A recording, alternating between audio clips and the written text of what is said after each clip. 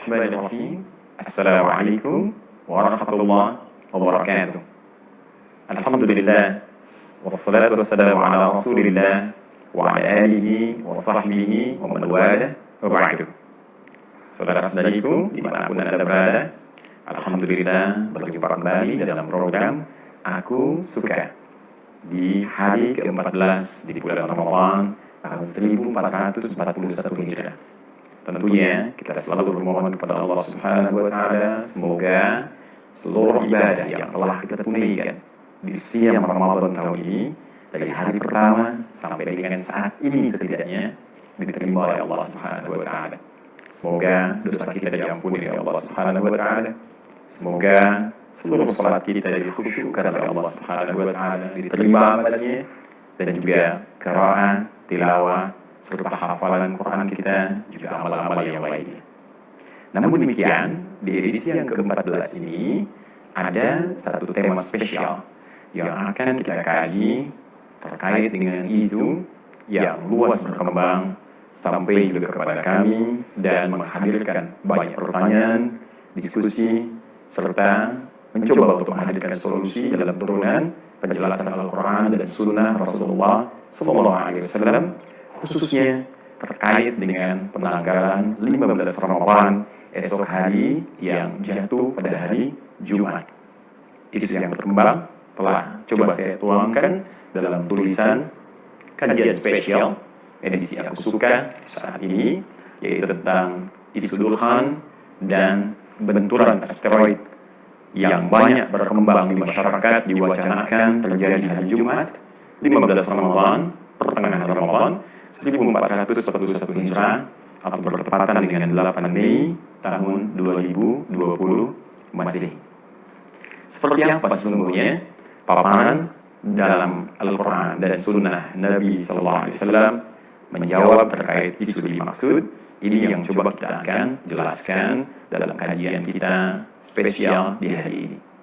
Sebelum kita masuk pada kajian dan isu dimaksud tentang benturan asteroid dan juga dukhan, kita ingin turunkan dulu satu kaidah dasar terkait dengan landasan pengetahuan dalam Al-Quran dan hadis-hadis Nabi SAW.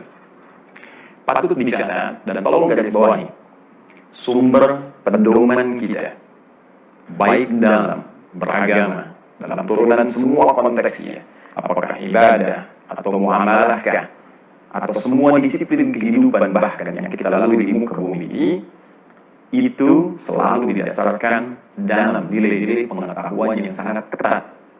Bahkan dalam konteks ini, Al-Quran memberikan satu uraian yang sangat terperinci dan tegas sifatnya.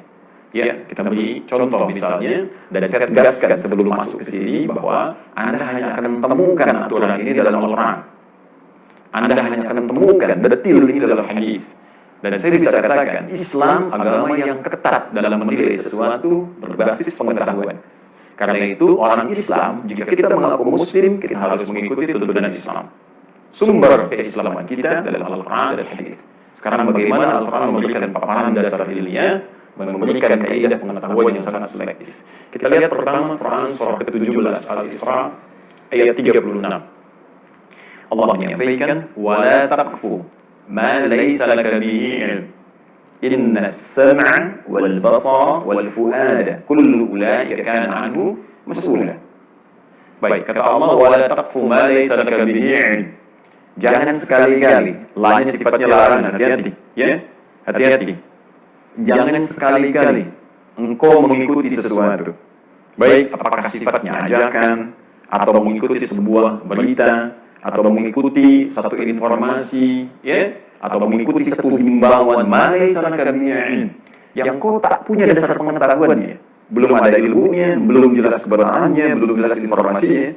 Ya, orang yang latah mengikuti sesuatu dengan turunan tadi yang telah saya sebutkan, baik himbauan, informasi, ajakankah, perintahkah, nggak punya dasar ilmunya, inna sama wal basara wal fuad. Sungguh sumber pengetahuan yang Allah berikan kepadanya saat ia hidup di dunia itu baik pendengaran. Hati-hati, ini sumber pengetahuan pertama karena itu baik. Bahkan yang baru dilahirkan sumber pengetahuannya pada pendengaran. Mata belum berfungsi maksimal, pendengaran menangkap informasi.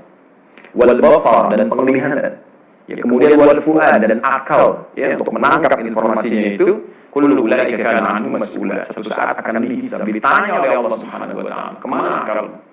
Ya, kemana matamu? Kemana pendengaranmu? Kemana sumber informasimu? Kenapa enggak kau lacak dulu secara detail informasinya, baru kau simpulkan langkahmu, apakah kau akan ikuti, apakah kau akan diam, kemudian kau bisa respon sesuai dengan akal sehat dan pandangan kebenaran jiwamu. Baik, ini bagian pertama. Jadi dasar di ayat ini, kaidah dasar dalam Islam, seluruh aktivitas itu ya mesti punya dasar ilmu. Nah, ini poinnya. Kaidah kedua, jika terjadi kasus disebutkan di Quran surah ke-49 Al-Hujurat ayat yang ke-6. In ja'akum fasiqun, bahkan dibuka dengan kalimat iman. Ya Allah sampaikan, ya ayyuhalladzina amanu, hei semua orang-orang yang beriman tanpa kecuali. Karena di sini menggunakan alladzina disebutkan 1080 kali dalam Al-Qur'an. Yang mencakup semua tanpa kecuali. Laki-laki, perempuan, besar, kecil, tua, muda, sepanjang dia punya iman. Bahkan panggilan nidanya ya disusulkan dengan ayyuha 150 kali disebutkan dalam Al-Qur'an. Ayyunya menjadi munada, haknya tanbih, menguatkan, mengingatkan. Seakan Allah yang mengatakan, hei semua pemilik iman, aku tekankan, aku ingatkan. Hati-hati, iman kita dipertaruhkan di sini.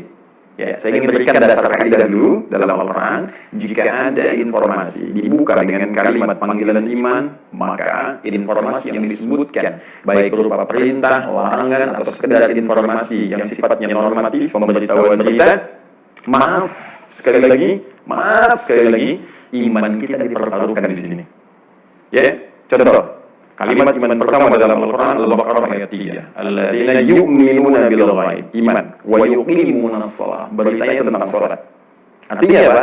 Ketika Allah menyampaikan perintah menunaikan salat diawali dengan kalimat iman, maka penunaian salat ini menjadi indikator tingkat keimanan kita. Ukuran keimanan kita dipertaruhkan imannya. Orang yang semangat salatnya jangankan fardu, sunnah dikejar, maka ini menunjukkan kuat imannya. Orang yang hanya mencukupkan fardu saja, sunnah nggak pernah diikuti, ini menunjukkan standar imannya. Orang yang abai walaupun hanya dengan yang fardu saja, ini menunjukkan imannya bermasalah. Nah, sekarang ayat ke-6 di surah 49 terkait dengan dasar ilmu dibuka dengan kalimat iman, maka berlaku hukum yang sama yang tadi saya sebutkan.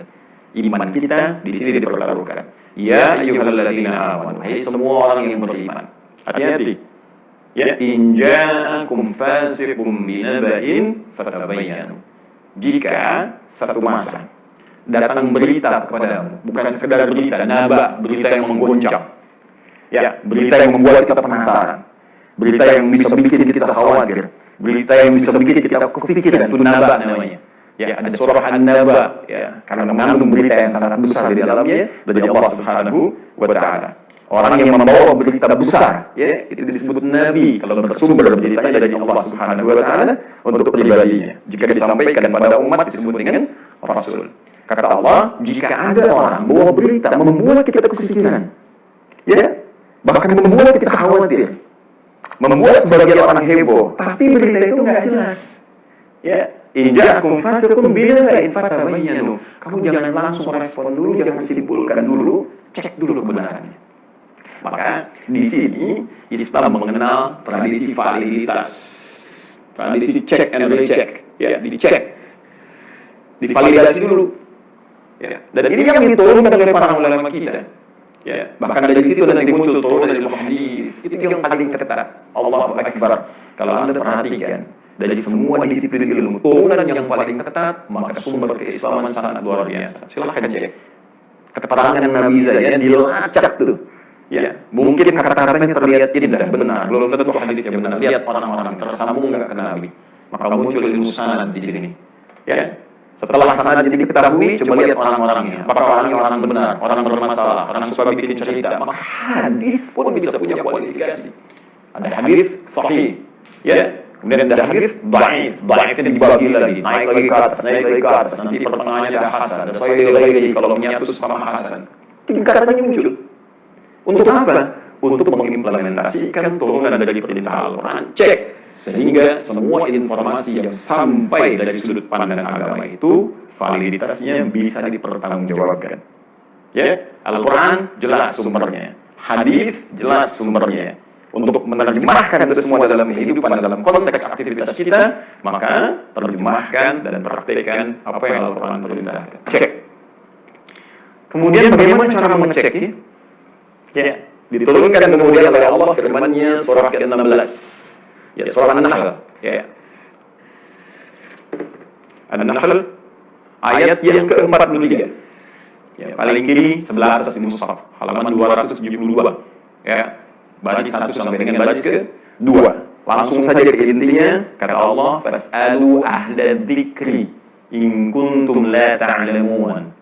Ya, jika Anda punya persoalan, jika Anda punya permasalahan, jika Anda ingin mencari informasi, fas'alu menggunakan fa harfu atfin.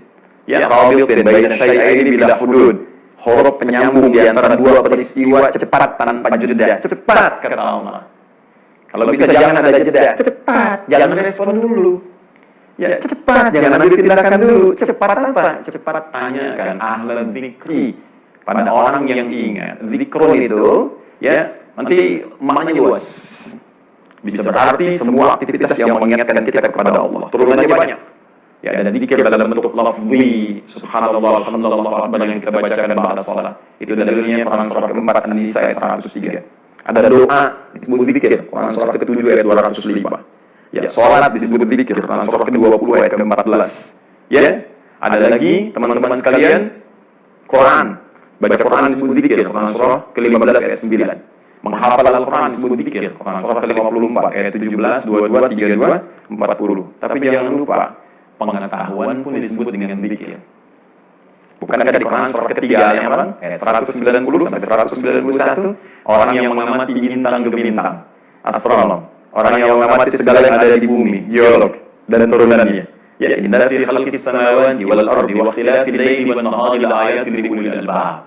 Ulul albab itu ahli ilmu yang mengamati segala kejadian di langit, yang mengamati kejadian di bumi, pertukaran siang dan malam, pengetahuan. Ya, siapa mereka? Alladzina yadhkuruna Allah qiyaman wa qu'udan wa 'ala junubihim. Orang-orang yang zikir. Jadi zikir pun diartikan dengan ilmu. Ya. Jadi kalau kita kemudian kata Al-Quran mendapat sebuah informasi yang meragukan, ada sebuah isu, ada keterangan apapun yang mengkhawatirkan atau ingin kita respon dan belum tahu informasinya, maka cari orang yang tahu ilmunya. Secara ringkas pakarnya. Kembalikan ke pakarnya, tanyakan. Ini dia. Makanya digunakan kalimat ahlun. Ahlun itu menunjuk pakar. Ya. Bisa saya katakan misalnya ahlul hadis, pakar di bidang hadis. Ya. Ahlul fiqh, pakar di bidang fiqh. Orang ini disebut dengan faqih. Ahlul tafsir, pakar di bidang tafsir. Orang ini disebut dengan mufassir. Itu ahlun namanya. Kata Allah dalam Al-Quran, in kuntum la ta'lamun. Jika engkau memang belum tahu, enggak ngerti, jangan simpulkan sendiri, jangan ambil respon. Ya, kembalikan kepada pakarnya. Sekarang persoalan kita di sini ada dua persoalan. Ya, satu, kita ingin terapkan ini. Ya. Persoalan pertama terkait dengan benturan asteroid. Apakah benar hari Jumat tanggal 15 Ramadan, esok hari, pas pertengahan Ramadan tahun 1441 Hijrah, akan ada asteroid yang menabrak bumi sehingga menghasilkan sebuah benturan yang dahsyat.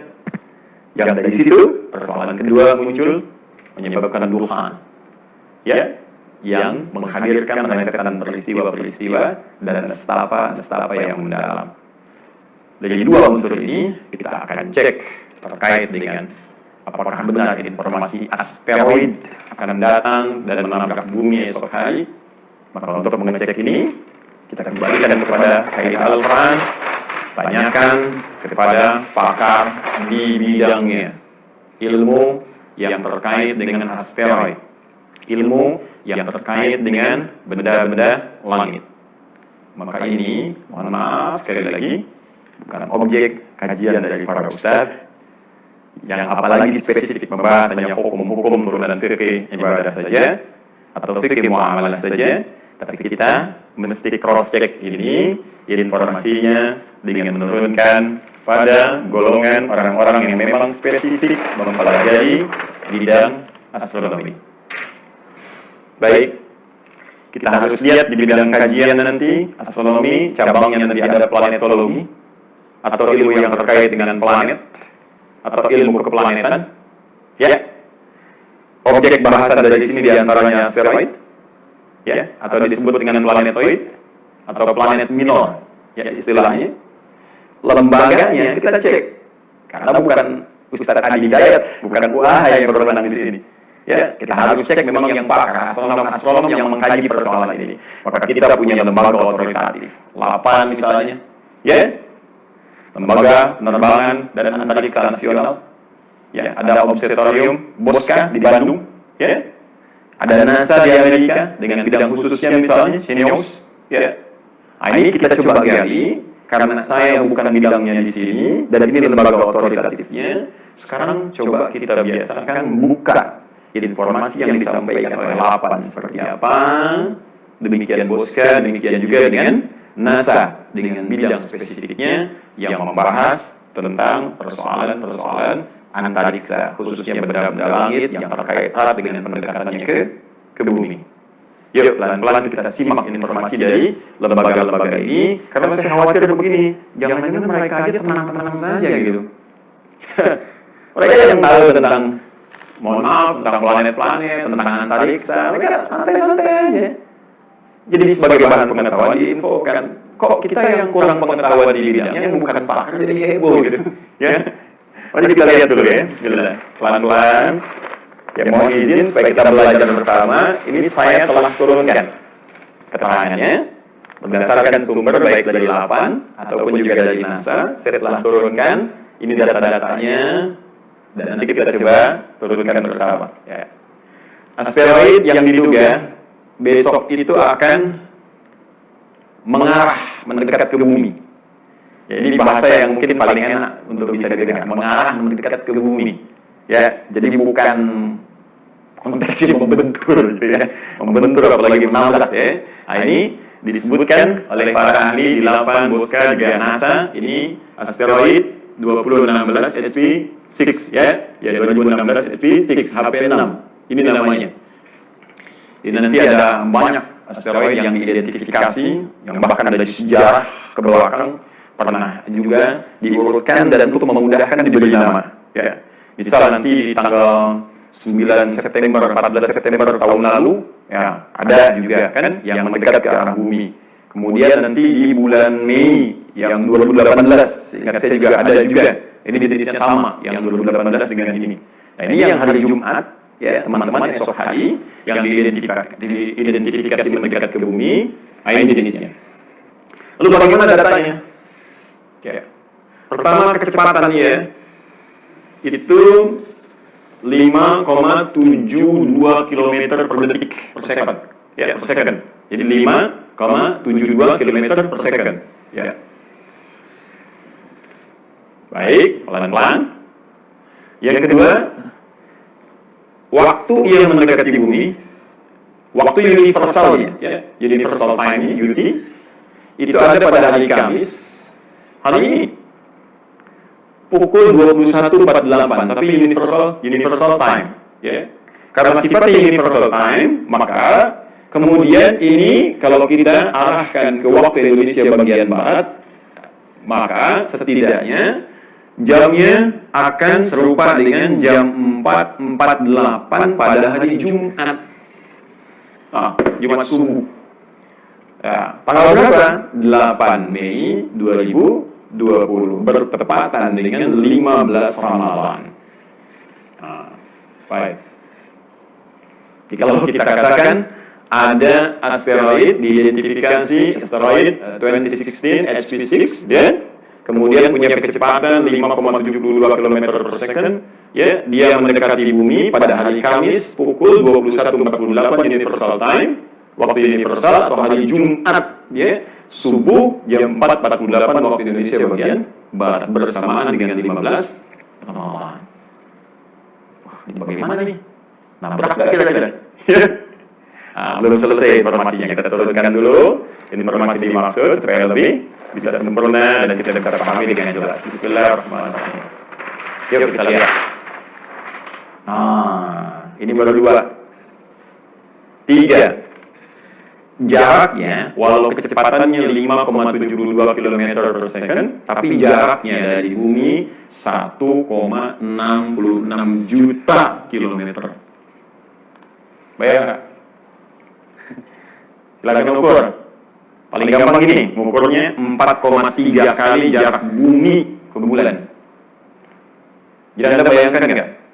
Bulan saja yang merotasi ke bumi itu. Muter. Tandanya nanti pasang surut, ya, gelombang yang ada di laut, pasang. Saya kelihatan putar. Menentukan nanti dalam bulan Hijriah. Apakah 29 hari, 29 setengah, dibulatkan ke 30 atau ditarik ke 29. Itu kan berdasarkan nanti di bulan. Ya, Hijriah, Qamariyah namanya. Baik, Anda bisa bayangkan bulan saja yang berputar, nggak pernah kita khawatirkan nabrak bumi. Ini ada benda jaraknya 4,3 kali bulan ke bumi, 4 kali lebih dari bulan, ya. Detilnya 1,66 juta kilometer, dan Anda jadi heboh gitu. Ya, saya ambil dari mohon maaf, logika sederhana saja. Bulan, ya, setiap hari malam, alhamdulillah kita bisa amati dalam waktu-waktu yang terang khususnya punya jarak dengan kita. Dia berotasi ke bumi, ya. Alhamdulillah nggak pernah nabrak bumi, dan kita nggak pernah khawatir. Ada benda sekarang 4 kali jaraknya lebih jauh dibandingkan jarak bulan ke bumi, 4 kali lebih jauh, ya. Dan Anda khawatir benda itu nabrak bumi, kenapa nggak ada khawatirkan bulan? Yes. Baik, ini data yang disampaikan oleh NASA, dari LAPAN, dari Boska dan sejenisnya. Baik, yang paling menarik begini, ini asteroid, ya, 2016 HP6 ini 2016 HP6 ini pernah juga mendekati bumi, teman-teman. Yang tadi saya sebutkan 13 Mei ini, bulan ini 13 Mei 2018, tepat teman-teman 2 tahun yang lalu. Jadi sekarang sebetulnya fase yang kedua, ya, mau masuk ke kita itu mendekati ke arah bumi, fase yang kedua, 2 tahun setelah periode 13 Mei. Ya, 2018, sekarang tepat 8 Mei 2020, mau mendekat. Cuma yang paling menarik, waktu 13 Mei itu jaraknya 831.000. 831.000, tepatnya 672 kilometer. Saya mau tanya pada Anda, kenapa yang waktu Mei 800.000 sekian, Anda tidak khawatir? Sekarang ketika jaraknya makin jauh, 1 juta sekian, kenapa pada heboh mau kiamat? Di disinilah pentingnya kita mengamalkan isi Al-Quran secara benar. Oke, ini poinnya. Dan yang paling menarik, data dari LAPAN mengatakan ini sulit untuk diamati, tidak dapat diamati. Ya, magnitudonya, besarnya, jaraknya, segala rupanya sulit diamati. Tahunya udah lewat saja. Ya, ini keterangan LAPAN, bukan keterangan Hidayat. Ini keterangan LAPAN, Boska, kemudian juga dari NASA, bahkan ini tidak berbahaya, ya, zero potential hazard, 0, potensial bahayanya 0. Artinya apa? Jadi dari lembaga yang otoritatif, baik NASA, kan, kemudian juga ada LAPAN, ada Boska, dan tentunya juga di Eropa punya, negara-negara lain juga punya. Yang paling menarik, mereka tidak pernah menyimpulkan bahwa benda itu, asteroid 2016 HP6 itu akan membentur dengan bumi. Ini analisis lembaga otoritatif. Karena itu saya tidak melihat satu gejolak di media misalnya, ya, baik sifatnya online ataupun yang lain yang berisi media-media yang otoritatif untuk mengabarkan berita. Saya tidak melihat di Amerika ada heboh misalnya, di Eropa ada heboh, tetangga-tetangga kita ada heboh. Karena orang Islam itu bukan di Indonesia saja, di Arab banyak orang Islam. Saya sebelum membahas ini, saya coba klik dengan bahasa Arab, ya, ad-dukhan, ya, saya katakan ad-dukhan fi muntasaf Ramadan, ya, dukhan di pertengahan Ramadan, ya, tahun 2020 Masehinya 1441 Hijriahnya. Gak ada berita yang keluar malah hukum rokok. Bagaimana hukum rokok? Dukhan kan dalam bahasa Arab juga asap rokok, ya. Di tadkhin itu merokok, dukhan itu rokok. Maka yang kedua malah merokok. Ini Anda bayangkan gitu, santai-santai aja. Ya, yang di Eropa santai-santai, yang Amerika santai. Kenapa di Indonesia jadi pada sibuk?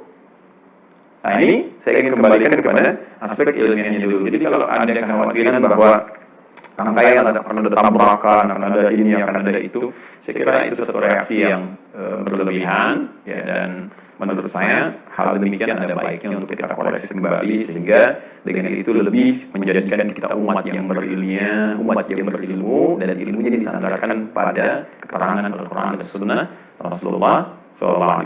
Ini bagian yang pertama.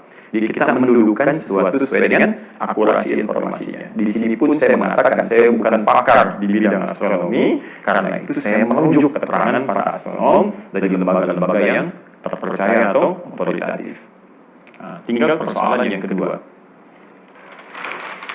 Kita lihat, kembalikan ke awal, mohon maaf, bismillah. Ini saya pakai flip chart ya, untuk hari ini supaya memudahkan dibolak-baliknya. Dukhan. Ya. Allahu Akbar. Teman-teman, apa itu dukhan? Apa kaitannya dengan 15 Ramadan? Ya kan? Kemudian apa dampak-dampaknya? Dan lebih penting, dari mana sumbernya? Itu yang paling utama. Maka dalam konteks ini, saya ingin coba batasi dulu. Dukhan memang benar dimasukkan pada satu di antara 10 tanda-tanda yang sangat spesifik tentang akan mendekatnya atau terjadinya kiamat. Bahkan jelas turun surahnya langsung, Allah berikan keterangan surah Ad-Dukhan.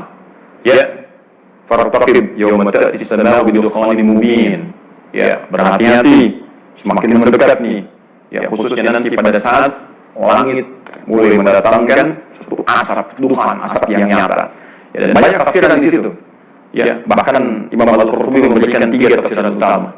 Ya, beliau mengutip keterangan para sahabat, ada yang mengatakan ini dukhan bertanda kiamat akan tiba. Ada tafsiran lain, ada tafsiran berbeda. Tapi umumnya kebanyakan sepakat itu adalah asap tanda kiamat. Yang asap ini bukan asap yang dihasilkan dari satu fenomena di bumi.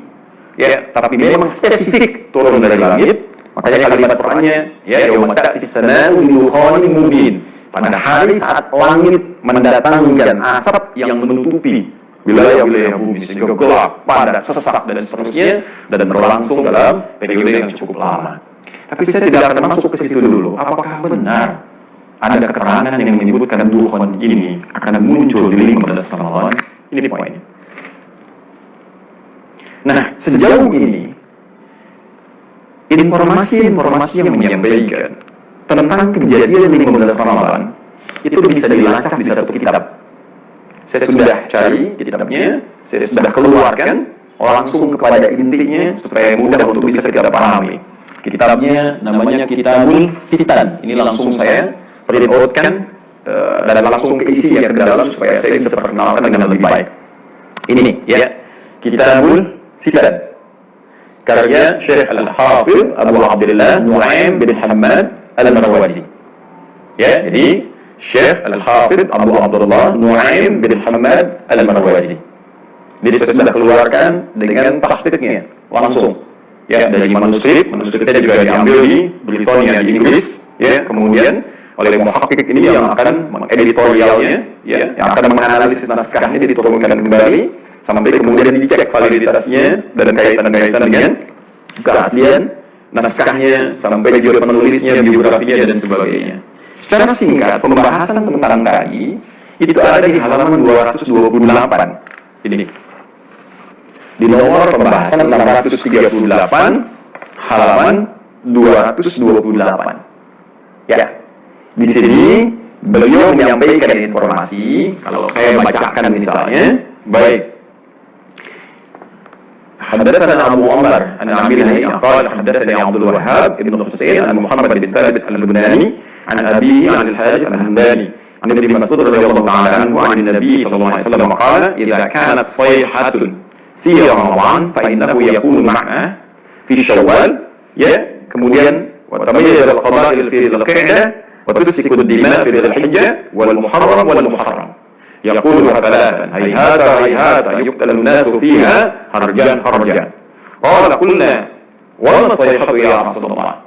Baik, secara singkat Nabi mengatakan jika nanti terjadi pakik suara yang kencang di bulan Ramadan yang menyebabkan banyak turunan-turunan peristiwa, ya, akan terjadi kerusuhan, akan terjadi banyak perpecahan, ya, di suku-suku, akan terjadi pembunuhan, akan terjadi macam-macam, kan? Maka bertanya para sahabat, pakik suara apa itu ya Rasulullah? Ya, apa yang terjadi? Qala hadhihi fi nisfi min Ramadan lailatul jumu'atin. Ini terjadinya suara ini di bulan Ramadan, di malam Jumat pertengahan Ramadan. Fi nisfi Ramadan, pertengahan Ramadan, di malam Jumat. Baik, fatakunu huddatan yatuqidun na'im, ya, wa tuqidul qa'im. Maka ini akan menyebabkan orang tidur bisa bangun, orang berdiri bisa duduk, saking kagetnya. Ya, secara singkat saya ambil keterangan, secara singkat ini panjang sekali sampai ujungnya, sampai solusinya kalau itu tiba bagaimana, ya. Secara singkat disampaikan tanggal 15 Ramadan atau pertengahan Ramadan, kemudian waktunya malam Jumat, akan terjadi pakik suara yang sangat kencang menyebabkan orang semua histeris, kaget, yang berdiri duduk, yang tidur bangun, dan seterusnya, sampai dimintakan kalau fajarnya kemudian tiba langsung kunci pintunya, tutup celah-celahnya, berlindung di balik selimut, kemudian tutup telinga, dan baca sebuah kalimat yang diajarkan Nabi sallallahu alaihi wasallam. Apa kalimatnya? Di sini Subhanal Quddus, Subhanal Quddus, Rabbunal Quddus, ya. Jadi dua kali disebutkan Subhanal Quddus, Subhanal Quddus, Rabbunal Quddus. Ini referensi yang digunakan, yang kemudian dikait-kaitkan dengan persoalan duhan. Jadi ada yang membawa konteks duhan ini ke dalam pakik suara, disambungkan dengan asteroid tadi. Jadi kalau kita ingin lihat runtutannya, jadi skemanya, ya, skema racikan pemikirannya, formulasinya begini. Diprediksi ada asteroid. Asteroid ini akan membentur bumi sehingga menimbulkan pakik suara yang sangat kencang. Dari sini muncul asap disebut dengan duhan. Ya kan? Itu terjadi untuk bisa melegitimasi ini, bisa dalam dalil. Mana dalilnya? Pertengahan Ramadan pas bersamaan, hanya Jumat lagi disebutkannya pertengahan Ramadan. Referensi dari mana? Dari sini. Di formulasi pemikiran inilah yang menjadikan isu berkembang. Orang tidak melacak lagi apa kualitas informasi yang disampaikan ini. Validasinya apa?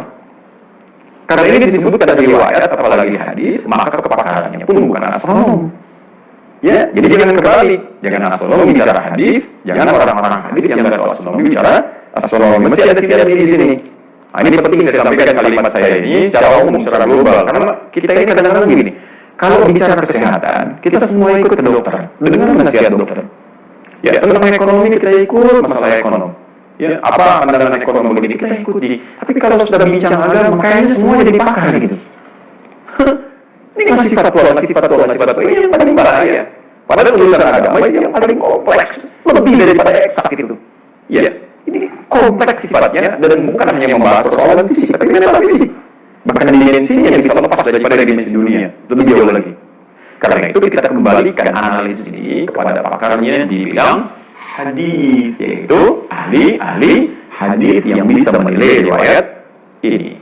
Yuk kita lihat komentar para ahli hadis. Sebetulnya kalau teman-teman punya kitab ini, itu sebelum masuk ke mukaddimah, begitu dibuka ini yang tampil pertama di depan, ya, makanya saya coba printkan supaya bisa ketahuan, ya, di kopinya.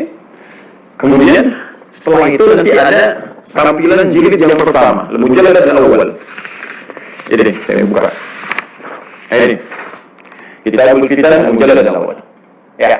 Setelah itu, sebelum masuk ke mukaddimah, muncul komentar dulu para ahli hadis, dimunculkan di sini oleh pentahqiqnya mengenai kualitas hadis-hadis yang ditampilkan di buku ini keseluruhan.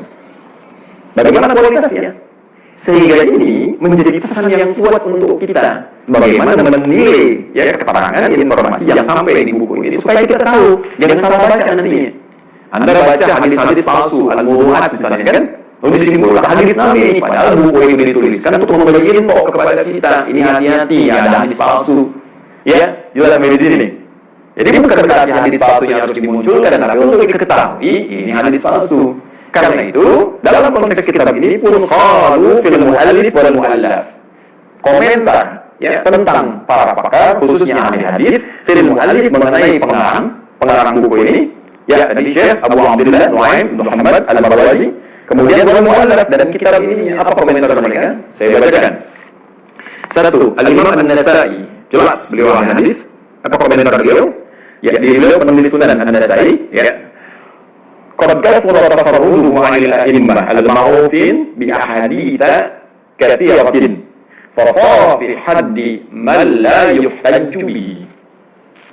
Beliau ini, ya, Abu Abdullah Nuaim bin Muhammad ini Al-Marwazi, kata Imam An-Nasa'i, qad kathura tafarruduhu 'anil a'immah al-ma'rufin. Ini sering banyak beda dengan para imam-imam ahli hadis yang populer, yang otoritatif. Dia selalu menyelisih, ya, sering menyelisih riwayat, dan kaidah dalam ilmu hadis jelas mengatakan kalau ada satu riwayat menyelisih yang lain yang lebih thiqah, lebih populer, lebih kredibel, lebih diketahui, apalagi tidak jelas misalnya, maka yang ini yang menyelisihi ditinggalkan.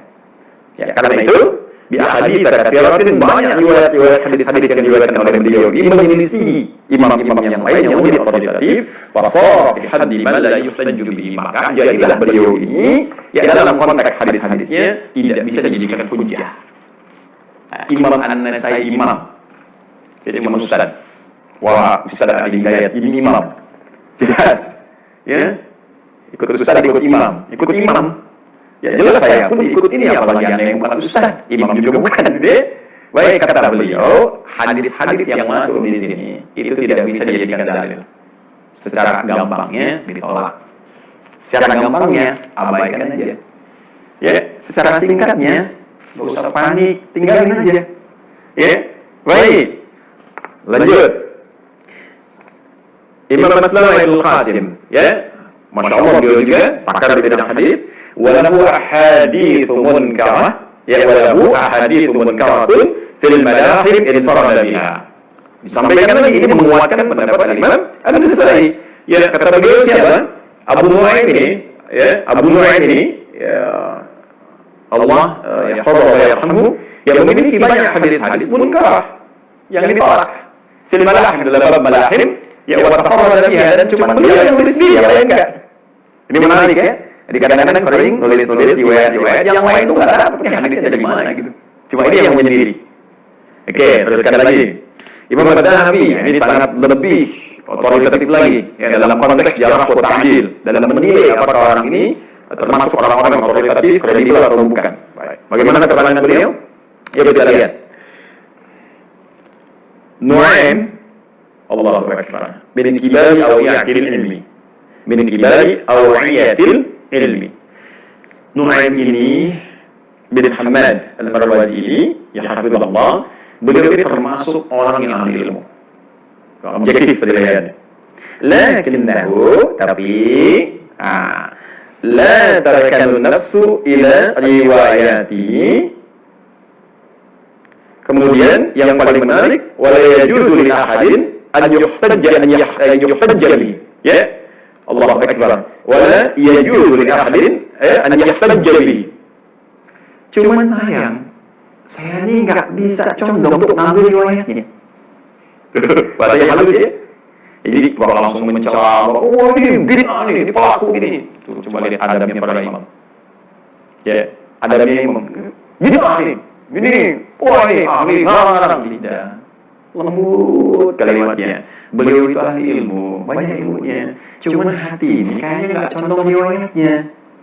Dan bagi teman-teman yang akan mengambil hadisnya, ya, saya nggak merekomendasikan kata beliau tuh bahasanya. Ya, oke. Waqad sannafa kitab al-fitan. Setelah itu beliau mengatakan beliau telah menulis kitab al-fitan. Fa'ata fihi bi'ajaima wa manakira. Maka beliau menghadirkan dalam kitab ini yang saya maksudkan tadi, ya, bi'ajaiba wa manakira, dengan berita-berita heboh dan hadis-hadis yang diingkari atau informasi-informasi yang disandarkan pada Nabi tapi tidak diakui oleh para ulama. Jadi beliau walaupun menulis kitab ini, Abu Abdullah Nuaim bin Muhammad Al-Marwazi mengatakan ini hadis dari Nabi SAW, tapi para ahli hadis menolaknya, menggolongkan ke dalam hal-hal yang harus diingkari, menyebutnya dengan sesuatu yang tidak digunakan sebagai hujjah, nggak bisa dipakai sebagai dalil, bahkan ada yang lebih kencang mengatakan hadisnya palsu, dan seterusnya. Dan saran para ulama hadis bahkan sudah jangan terlalu serius. Ketemu ulama hadis jangan terlalu serius. Tapi mohon maaf, kita pun mesti adil. Saya coba ingin tanya lah teman-teman yang pernah menyampaikan riwayat ini, pernah lihat kitabnya? Itu pertanyaan saya. Jangan-jangan sepotong-sepotong aja. Ambil, apalagi yang nggak pernah lihat sama sekali, heboh, awas besok dukhon, dong aja nggak tahu ada apa. Saya mau tanya Anda saja, yang meriwayatkan informasi, yang menyampaikan, pernah lihat kitab itu nggak? Dugaan saya, besar kemungkinan belum pernah lihat. Dalam arti melihat itu benar-benar membaca dengan teliti. Ya, kalau lihat begini, Anda barusan lihat juga, lihat Ustaz. Yang saya maksudkan membaca dengan teliti. Anda mesti ingat, di halaman tadi, teman-teman, 228 yang ini, yang hadis nomor 638, sebetulnya beliau pun bukan ingin menguraikan tentang peristiwa kiamat. Abu Nuaim ini bukan ingin berbicara tentang peristiwa kiamat. Anda mesti tahu, ini termasuk satu rangkaian dari 9 halaman. Ada sebuah judul yang beliau beri nama di halaman 224. Ini ada babnya. Apa babnya? Ma yudhkaru min alamati minas sama ma yudhkaru. Ya, hal yang akan disebutkan ini min alamati minas sama, termasuk tanda-tanda, ya, fenomena yang dapat nampak di langit, kelihatan dari langit, fiha, ya, fil qita'i mulki Bani Abbas. Tanda-tanda itu terkait dengan berakhirnya kekuasaan, ya, dinasti Abbasiyah, Bani Abbas. Jadi sebetulnya ini rangkaian satu informasi dari rangkaian yang sangat banyak yang bercerita tentang berakhirnya kekhalifahan Bani Abbas itu. Di antaranya pernah terjadi suatu kekaisaran besar yang terjadi pada bulan Ramadan. Dan kalau Anda baca di sini ada jelas dari bagian pertamanya. Ya, kalau saya mau menuntutkan begini, nomor 622, ya, tadi kan 638, ini dari 622 dimulainya. Haddatsana al-Walid bin Muslim, haddatsana Syekh an Yazid bin Walid al-Khuzai an Ka'ab qala alamatun qita'i mulki walad al-Abbasi humratun tadhharu fi jawi as-sama' wa hadhihi takunu fi ma bayna al-'ashri min Ramadan ila 15. Allahu akbar. Yang disampaikan bahwa tanda-tanda akan berakhirnya kekuasaan dinasti Abbasiyah itu, ya, dari generasi-generasi Al-Abbas, humratun tadhharu fi jawi as-sama', ada kemerah-merahan tampak dari langit-langit, ya. Kemudian ini terjadi di antara tahun 10, di antara tanggal 10 sampai 15 di bulan Ramadan. Yang paling menarik bahwa hiyatun fi ma bainal ishrin ila rabi wal ishrin min Ramadan. Dan ada juga diprediksi antara 20 sampai 24 ini. Jadi ini bukan hanya bicara tentang 15, bicara dari 10, bicara dari 15, bicara dari 20, bicara dari ke sampai 24. Cuma nanti ini tambah-tambah dengan cerita-cerita. Bahkan nanti ada juga keterangan terjadi di masa kekhalifahan atau kepemimpinan As-Sufyan yang kedua. Sudah pernah kejadian dulu. Gitu. Jadi ini pun sebetulnya bukan ingin bicara Tuhan. Kitab ini bukan bicara tentang kiamat, jadi tidak relevan. Kalau Anda mengaitkan 3 persoalan tadi, ya mohon maaf, ayat Quran tentang Tuhan dibawa ke peristiwa 15 Ramadan karena buku ini, ya. Kemudian dalilnya dibenturkan dengan akan adanya benturan asteroid dari informasi 8. Sekarang saya buktikan sendiri, kita cek bersama. Buku yang dijadikan sandaran bukan bercerita tentang itu. Kalau ini diambil hadisnya, kata para ahli hadis tidak valid. Jadi sudah banyak di persoalannya. Ya, Syekh Abu Nuaim bukan berbicara tentang Tuhan. 15 Ramadannya persoalan tentang berakhirnya kekhalifahan, ya, Abbasiyah. Kemudian juga yang kedua, riwayat hadis yang diambil di sini tidak valid. Para ulama mengatakan yang terlalu serius, tidak usah diambil. Kemudian informasi dari 8 dari NASA dari Boskar mengatakan nggak ada benturan itu, dalam arti benda yang disebutkan itu story 2016 HP6 itu sangat jauh jaraknya. Nah, ini sekarang apa yang menyebabkan kita panik? Jangan-jangan bukan persoalan kiamatnya. Jangan-jangan persoalan amal kita. Ini salah. Kalau orang-orang yang panik dengan satu kejadian besar, ini menandakan persoalan iman dalam jiwanya. So, kalau orang merasa amalnya baik, sholatnya baik, cukup dia beramal, dia nggak akan khawatir. Kita sibuk dengan kapan kiamat, takut begini, Allah sudah menjawab kok. Jelas disampaikan di Quran surah 33 Al-Ahzab itu, ayat 63. Ya, yas'alunaka 'anis sa'ah. Qul innama 'ilmuha 'indallah. Ya, wa may yudrika la'alla as-sa'ata takunu qariban. Dari dulu, teman-teman, bukan sekarang aja, dari dulu Allah menyampaikan kepada Nabi Muhammad SAW. Mereka banyak bertanya kepadamu tentang kiamat. Kapan kiamat? Kapan gini? Kapan gitu? Apa jawaban Allah? Katakan aja dengan singkat pada mereka. Nggak usah pikir banyak tentang kiamat. Pengetahuan tentang itu hanya Allah yang tahu. Bahkan tegas disampaikan dalam Quran surah ke-34. Maaf, Quran surah 31. Dalam Quran surah 31 Luqman, ayat 34. Yang 34 ayatnya, ayat terakhir di surah Luqman. Perhatikan. Innallaha 'indahu 'ilmus sa'ah. Hanya milik Allah pengetahuan tentang kapan terjadinya kiamat. Bahkan kalimatnya jelas disebutkan waktu. Ya, di Quran itu banyak. Kiamat, yaumul kiamah. Yaitu bahkan surahnya surah ke-75. Ya, la uqsimu biyaumil qiyamah, yaumuddin, yaumul akhir, tapi menunjuk pada waktu spesifik saat. Kalau sekarang saat itu jam. Ada menitnya, ada detiknya. Kata Allah sampai menitnya, detiknya cuma saya yang tahu, kata Allah. Ya, kita hanya diberikan berupa tanda-tanda dari yang kecil sampai dengan yang besar supaya waspada. Dan kiamat yang paling kecil itu adalah kematian kita. Wafat kita itu kiamat sughra. Sekarang kita sibuk bicara tentang yang besar-besar. Apa kita nggak sadar kita akan wafat? Apa belum cukup setiap Allah menerangkan tanda-tanda di bulan baik? Demi Allah saya katakan. Demi Allah sekali lagi saya katakan. Setiap tiba bulan baik, entah dari Rajab kah, Sya'ban kah, terutama Ramadan, selalu ada saja orang baik yang wafat sesuai dengan ajalnya. Kalau wafat itu sudah ajal. Tapi yang paling menarik, kenapa Allah tampakkan di waktu yang baik? Ya, kemarin kita saksikan dulu Zulhijjah. Ya, insyaallah Ramadan. Sebelumnya ada yang di Sya'ban, sebelumnya ada yang di Rajab. Ya, sederhana. Mungkin kita berprasangka bahwa mereka amal sudah cukup, dosanya semakin menipis, ya, bahkan mungkin Allah menghapuskannya. Dan hisabnya kan di hadapan Allah Subhanahu wa Ta'ala. Kita siap. Kita siap. Berapa ayat Quran sudah kita hafalkan sebagai bekal menuju Allah? Tahu dari mana salat kita selama ini diterima oleh Allah Subhanahu wa Ta'ala? Siapa yang bisa membebaskan diri dari dunia ketika beramal dengan harta? Sudah akan diterima. Anda sibuk berbicara tentang kiamat, tapi tak sadar bahwa kita sedang diburu oleh kematian yang boleh jadi lebih cepat datang dibanding apa yang kita pikirkan. Oleh karena itu, saya kira cukup selesai tentang persoalan ini. Dan saya juga menyarankan kepada kita semua, para ustaz, teman-teman, kiai dan sebagainya, ayo kita sama-sama bersinergi dengan baik, menghadirkan materi-materi yang bisa memberikan bekal-bekal positif bagi umat, yang setidaknya bisa meningkatkan keimanan, ketakwaan di hadapan Allah Subhanahu wa Ta'ala dengan cara yang benar. Adapun hal semacam ini kita coba jauhi, ya, supaya tidak menghadirkan informasi yang keliru, kepanikan. Kita ini bahas tidak ada masalah, tapi kita simpulkan dengan cara yang sesuai, cara yang benar, dengan paparan-paparan yang senafas dengan nilai Al-Quran dan Sunnah Rasulullah SAW. Dan kita hindarkan celaan-celaan. Kita jauhi makian-makian. Ini bukan waktunya, ini bukan ruangnya, ini bukan tempatnya. Yang kita harus lakukan semua bersinergi untuk beramal soleh dan membangun nilai-nilai kebaikan. Saya kira ini yang dapat saya jelaskan dan boleh jadi dan sangat mungkin terjadi.